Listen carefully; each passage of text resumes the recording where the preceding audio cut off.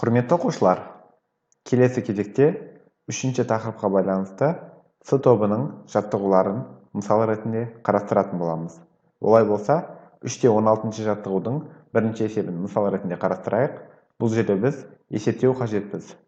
Ең алдымен бірінші жақшаның ішін орында болайық. Яғни, бұл жерде барлығы негіздері бірдей болып отыр, сол себепті негіздің өзін жазып аламыз. Дәреже көрсеткіштері бір-бірінен азайтылады.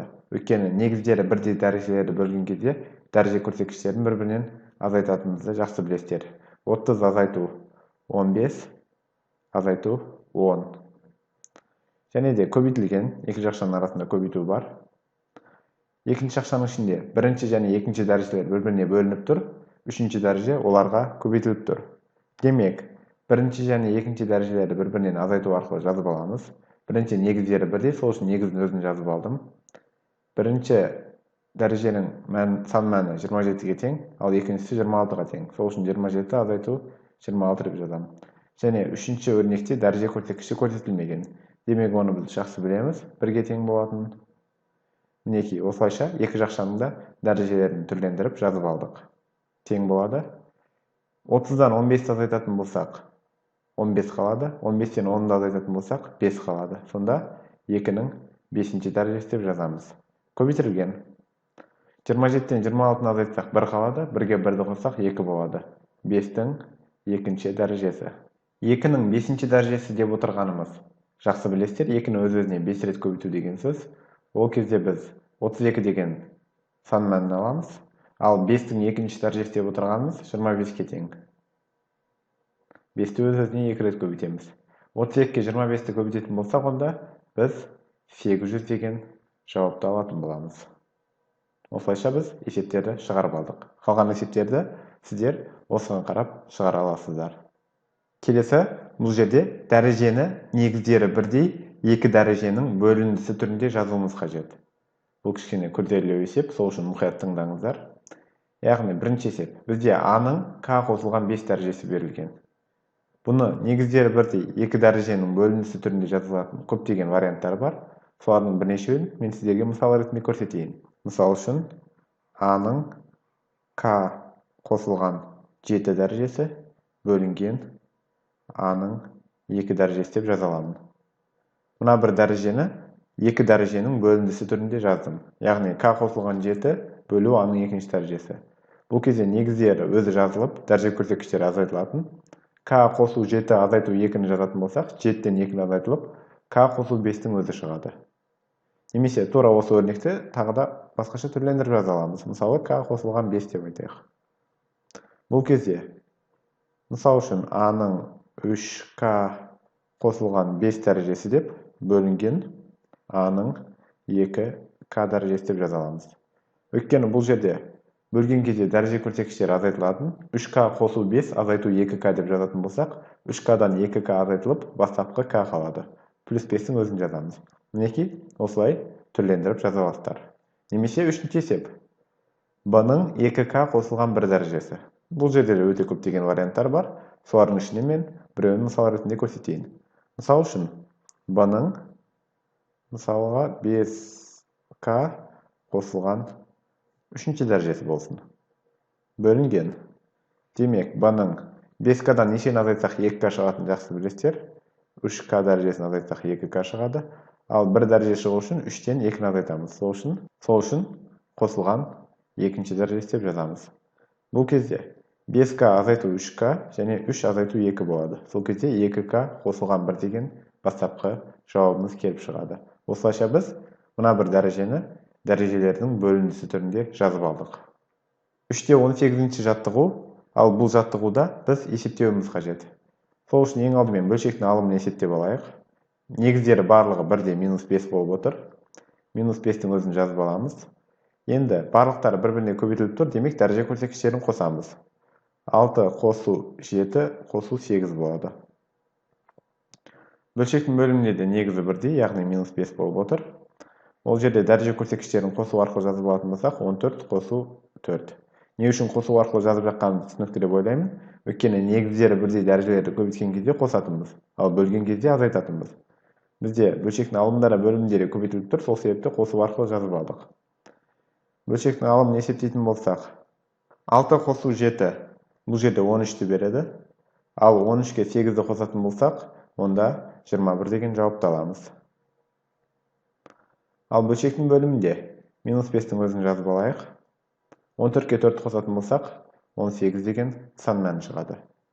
Ал енді бөлшектің алымы және бөлімі бір-біріне бөлініп тұр. Бөлген кезде дәрежелердің негіздері өзі жазылып, яғни негізі -5 болып отыр, өзін жазып аламыз. Дәреже көрсеткіштерін азайтатынбыз. Азайту арқылы жазатын болсақ, 21 азайту 18. Өйткені бөлініп тұр, сол себепті бөлген кезде азайтатынбыз. 21-ден 18 азайтатын болсақ, онда 3 болады. -5-тің 3-ші дәрежесі деп отырғанымыз -125-ке тең. Егер жұп дәреже болған кезде минус жойылып кететін еді. Бұл жерде тақ дәреже, сол үшін минус сақталып қалады. Ал 5-тің 3-ші дәрежесі деп отырғанымыз 125-ке тең. Келесі 3-ші есеп. Бұл жерде де ең алдымен алымын есептеп алайық. Яғни негізін өзін жазып аламыз 3-тен 1 деп. Дәреже көрсеткіштері қосылатын. Өйткені бұлар барлықтары бір-біріне өзара көбейтіліп тұр. 10 қосу 20 қосу 30 деп жазып аламыз. Бөліміне де тура солай негізін өзін жазып аламыз 3-тен 1-ді. Ал дәреже көрсеткіштерін қосу арқылы жазамыз. Яғни 34 қосу 23-ші дәрежесі. Бөлшектің алымын есептейтін болсақ, негізін тағы да өзін жазып алайық. Енді дәреже көрсеткіштерін қосатын болсақ, 10-ға 20-ны қоссақ 30, 30-ға 30-ды қосатын болсақ, 3-тен 1-дің 60-ші дәрежесі болады. Бөлімде де негізін өзін жазып аламыз ең алдымен. 34-ке 23-ті қосатын болсақ, онда 57-ші дәрежесі болады. Енді бұл жерде алымы және бөлімі бір-біріне бөлініп тұр. Бөлінген кезде негізін өзін жазып алып, дәреже көрсеткіштерін азайтатынбыз. Яғни 60-тан 57-ні азайтатын болсақ, бізде 3-ші дәреже қалады. 1-дің 3-ші дәрежесі 1-дің өзіне тең, ал 3-дің 3-ші дәрежесі деп отырғанымыз 27-ге тең. Сонда 27-тен 1 деген жауапты алдық. Келесі 3-те 19-ші жаттығудың бірінші есебі. Бұл жерде біз өрнектің мәнін табуымыз қажет. Ең алдымен бірінші бастапқы жақтағы -6-ның 19-ші дәрежесі және көбейтілген -6-ның 33-ші дәрежесін есептеп алайық. Бұл жерде негізі өзі жазылып, дәреже көрсеткіштері қосылатын. -6-ның өзін жазып аламыз. Дәреже көрсеткіштерін қосатын болсақ, 19 плюс 33. Ол кезде 52 деген санды аламыз, яғни -6-ның 52-ші дәрежесі. Бөлімінде негіздері бірдей болып отыр. 3,2-ның 24 дәрежесі көбейтілген 3,2-ның 6 дәрежесі. Дәреже көрсеткіштерін қосатын болсақ, 3,2-ның 24-ке 6-ны қосамыз, онда 30 дәрежесі деп жазып аламыз. Көбейтілген. Мына жерде алымын есептейтін болсақ, бұл жерде негіздері бірдей болып отыр, яғни негізін өзін жазып аламыз. 3,2, 96-ға 12-ні қосатын болсақ, 108-ші дәрежесі болады. Бөлінген. -6-ның 28 қосылған 29 дәрежесі. Яғни -6-ны өзін жазып аламыз. 28-ге 29-ды қосатын болсақ, онда 57-ші дәрежесін аламыз. Сонда -6-ның 57-ші дәрежесі болады. Көбейтілген. -6-ның 6-ші дәрежесін өзін жазып аламыз. Бөлімде 3,2-ның 77 дәрежесі. Тең. Ең алдымен мына жерде көбейтуді орындайтын болсақ, -6-ның 52-ші дәрежесі көбейту -6-ның 6-ші дәрежесі. Бұл жерде дәреже көрсеткіштері қосылады. Сол кезде -6-ның 58-ші дәрежесі болады. Демек, алымына көбейтуді ең алдымен орындап алдық. -6-ның 58-ші дәрежесі деп жазайық. Бұның бөліміне -6-ның 57-ші дәрежесін жазған ыңғайлы. Өйткені бөлімде тұрған сандар алымдағы сандардың барлығына бөлініп тұр. Сол себепті бөліміне -6-ның 57-ші дәрежесін жаза аламыз. Көбейтілген. Мына жерде алымында 3,2-ның 108-ші дәрежесі қалды. Ал бөлімінде 3,2-ның 30 дәрежесі көбейтілген 3,2-ның 77 дәрежесі. 30-ға 77-ні қосатын болсақ, онда 107 дәреже болады. Демек, 3,2-ның 107-ші дәрежесі. Бұл жерде көріп отырсыздар, олар бір-біріне өзара бөлініп отыр. Демек, бөлінетін болса, дәреже көрсеткіштерін азайтатынбыз. 58-ден 57-ні азайтатын болсақ, 1 қалады. Сонда, -6-ның бірінші дәрежесін жазбаймыз, сіздер жақсы білесіздер. -6-ның өзін жазамыз. Бірінші бөлшектен -6 деген сан шықты. Екінші бөлшектері тура солай бір-біріне бөлініп отыр. Бұл жерде дәреже көрсеткіштерін азайтатын болсақ, 3,2-ның бірінші дәрежесі қалады. Бірінші дәреже жазылмайтынын жақсы білесіздер. Ал 3,2-ні көбейтеміз минус 6-ға, ол кезде минус 19,2 деген сан мәнін аламыз. Және де ең соңғы 3-те 20-шы жаттығудың бірінші есебі, жалпы 3-те 20-шы жаттығуда біз теңдіктің дұрыстығын тексеруіміз қажет. Олай болса, мына теңдік дұрыс орындалып тұрған, қазір тексеретін боламыз. Ең алдымен теңдіктің сол жағындағы бөлшектің алымын есептейтін болсақ, олардың дәреже көрсеткіштерін қосып шығамыз. Яғни x-тің 100 дәрежесі қосылған 20-шы дәрежесі қосылған 60-шы дәрежесі. Өйткені негіздері бірдей және көбейтіліп тұр, сол себепті дәреже көрсеткіштерін қосатынымызды жақсы білесіздер. Бөлімде де тура солай, x-тің 89-шы дәрежесі қосылған 72-ші дәрежесі деп жазып аламыз. Тең болады. Мына жерде де қосатын болсақ, x-тің 55 қосылған 36-шы дәрежесі бөлімде x-тің 41 қосу 13 қосу 18-ші дәрежесі. Енді бұларды қосып жазатын болсақ, 100-ге 20-ны қосатын болсақ 120, оған 60-ты қоссақ 180 болады. Демек, x-тің 180 дәрежесі бөлінген 89-ға 72-ні қосатын болсақ, x-тің 161-ші дәрежесі шығады. Тең болады.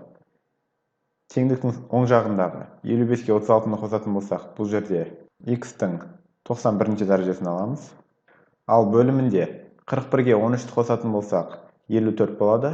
Ал 54-ке 18-ді қосатын болсақ, x-тің 72-ші дәрежесін аламыз. Сіздер өте жақсы білесіздер, бөлшектерді бөлген кезде, олардың негіздері бірдей болатын болса, дәреже көрсеткіштері азайтылатын. Демек, бірінші бөлшектің сол жағын жазып алатын болсақ, x-тің 180 дәрежесі азайту 161 дәрежесі. Ал енді оң жағын жазайық. x-тің 91 дәрежесі азайту 72 дәрежесі. Ал 180-нен 161-ді азайтатын болсақ, x-тің 19-ші дәрежесі қалады. Теңдіктің екінші жағында 91-ден 72-ні азайтатын болсақ та, x-тің 19-ші дәрежесі қалады. Мына өрнектер бір-біріне тең болып тұр. Демек, біз бастапқы теңдіктің дұрыс екенін тексеріп шықтық.